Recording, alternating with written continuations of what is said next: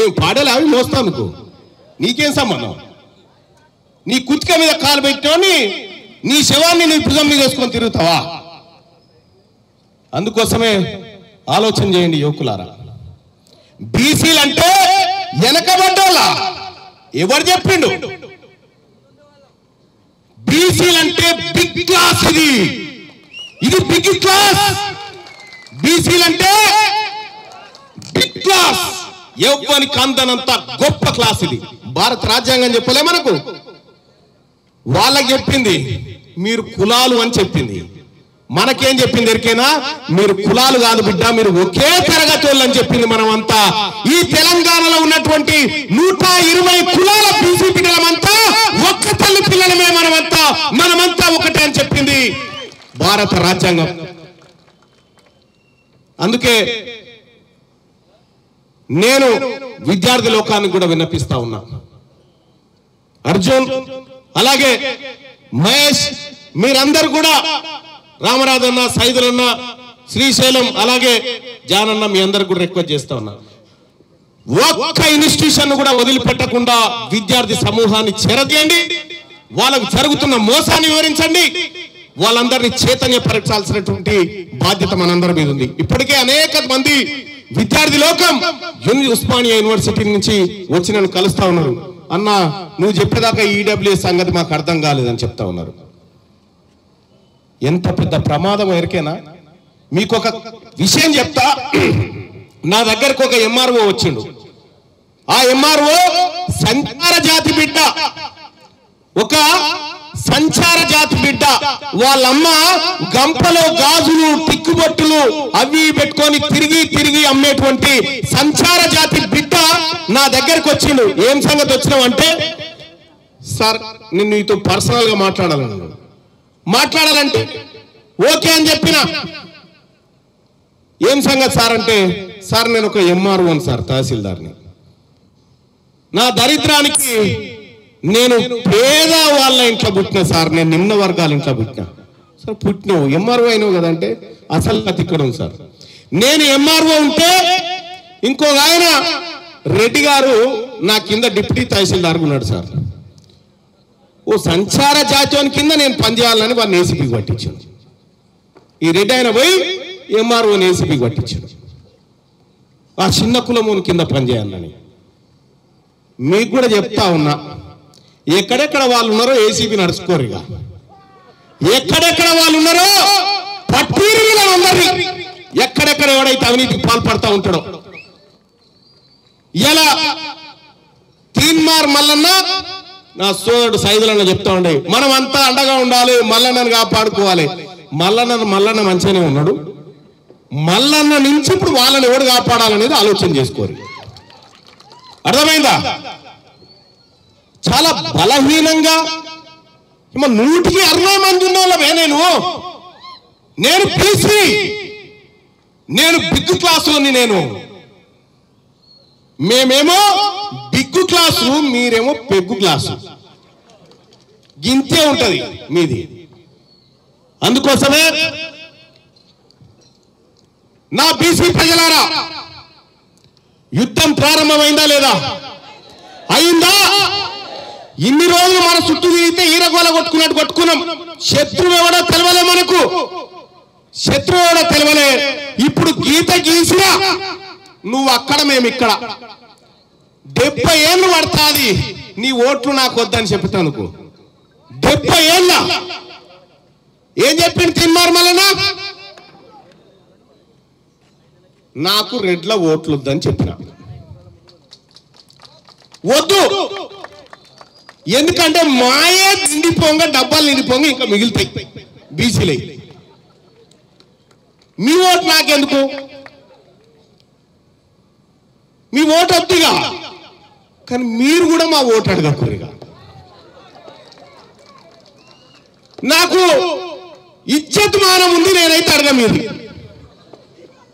చూసుకోరుగా. మీరు ఇప్పుడు పట్టభద్రుల ఎమ్మెల్సీ అయిపోయింది కదా, టీచర్ ఎమ్మెల్సీ వస్తా ఉంది. టీచర్ ఎమ్మెల్సీ వస్తా ఉంటే ఓ 4 రెడ్లు దిగిరా. ఇప్పుడు గెలుపు గుర్రాల మంది దిగుతా ఉన్నారు 4. మీ నలుగురు పని చేస్తాం మంచిగానే బీసీలం టీచర్లం అంతా తయారైనాం గిడ పూల రవీందర్ అని కూర్చుని ఒకసారి లేవే పూల రవీందర్ గారు ఎమ్మెల్సీగా పనిచేసిండు టీఆర్పీ సంఘాన్ని నడిపితే ఈ బిడ్డ టికెట్ ఇవ్వాల్సి వస్తుందని ఇంకో బీసీ ఆయనతో నేను చెక్కు పెట్టించే పనిలో ఉన్నాడు ఎమ్మెల్సీగా పనిచేసిన బీసీ బిడ్డ పూల రవీందర్ ఇలా మరి ఎన్ని ఓట్లు ఉన్నాయా మీ అంటే వాళ్ళ ఓట్లు వాళ్ళు వేసుకున్నా కూడా డిపాజిట్ రాదు ఇలా పూల రవీందర్ అన్న చెప్తా ఉన్నా ఈ బీసీ సమాజం నిలుపబోయేటువంటి బీసీ అభ్యర్థి వెంట నువ్వు ఉండి తీరాల్సిందే ఈ సమాజానికి నువ్వు సేవ చేయాల్సిందే ఇంకంతేకాదు అక్కడ ఎమ్మెల్సీ మాదే ఇక్కడ ఎమ్మెల్సీ మాదే ఆ గ్రాడ్యుయేట్ ఎమ్మెల్సీ కూడా మాదే ఇక ముందుగా అభ్యర్థులను నిలబెడతా ఉన్నారు ఆడ ఇక ఒక ఆయన అంటాడు నువ్వు అభ్యర్థిని అయితే నిలబెట్టరు మేము ఎత్తుకపోతే చూడు అంటారు మేము పిచ్చోళ్ళం మేము రాజకీయాలు నేర్చుకున్నాం ఈ ఒక్క బిడ్డ నేతి విద్యాసాగరే కదా 40 ఏళ్ళు మీకు నిద్రపోకుండా చేసిండు నల్గొండ జిల్లాలో 40 ఏళ్ళు ఆయన చూస్తే ఓడోడు గదం దొరికి పారిపోయేది ఇలా బీసీ టీచర్లారా బీసీ ప్రజలారా రాబోయే పట్టభద్రుల ఎమ్మెల్సీ ఎన్నికల్లో టీచర్ ఎమ్మెల్సీ ఎన్నికల్లో మీ కుటుంబ సభ్యులకు చెప్పండి మీ టీచర్లకు చెప్పండి మన బీసీ వారికే ఓటేసుకుందామని చెప్పండి సోదరులారా చెప్తారా ఇంకా అంతేకాదు ఈ మిర్యాలగూడలో ఒక్క మాట చెప్తా ఉన్నా బిఎల్ఆర్ గారు మిమ్మల్ని నేను ఎమ్మెల్యేగా గుర్తిస్తలేనయ్యా నేను అర్జున్ ఎమ్మెల్యేగా గుర్తిస్తా ఉన్నా ఇక్కడ నాకేమన్నా ఈ మిర్యాలగూడ ప్రజలకు ఏ చిన్న కష్టం ఉన్నా నా దగ్గరికి రా ఈ బీసీ ప్రజలకు ఏ ఇబ్బంది కలిగినా రా ఇలా బీసీలు మీటింగ్ పెట్టుకుంటారని అమరచర్ల కాడ 30 మందిని అరెస్ట్ చేసిరా 30 మంది బీసీలను అరెస్ట్ చేసిరా ఎందుకు మీటింగ్ రావద్దని అచ్చా మన మీటింగ్ రాకూడనా అక్కడ మినిస్టర్లు వస్తారని ముందే సరే మీటింగ్ రావద్దని ఆగింది మీటింగ్ ఏమన్నా ఆగదు ఇంకేడ చూసిరు ఇది ఆరంభం మాత్రమే ఈ మిర్యాలగూడ ఎన్ఎస్పీ గ్రౌండ్ ఆరంభం మాత్రమే అసలు పరడ్ మైదానం ఉంది హైదరాబాద్ లో పరడ్ మైదానం ఉంటుంది అసలు గప్పటిదాకా మీరు ఎన్ని తిర్రేషాలు వేసినా ఎన్ని మొర్రేషాలు వేసినా మేము ఊరుకునేటోళ్ళం కాదు ఇలా బీసీలమంతా చైతన్యవంతమైన బీసీలమంతా స్వైకొచ్చాం మేమంతా ఒకటే మీరు కాదు మేమంతా ఒక్కటే మీరు కాదు వాళ్ళ ఇళ్ళకి వస్తే మంచినీళ్ళు కూడా పోయకురి వాళ్ళకు తాగకురి అలోగుడి ఎకురి వాళ్ళకి ఇట్లా పాపం కలుగుతుంది ఇయకురి 70 ఏళ్ల సంధి నల్లగొండ రక్తం తాగుకుంటూ ఎన్నేళ్ళు చెప్తారు మాకు ఇంకా ఫ్లోరైడ్ నల్లగొండ ఎన్నేళ్ళు చెప్తారు మాకు ఇంకా ఈ డ్రామాలు ఈ ఆటలన్నీ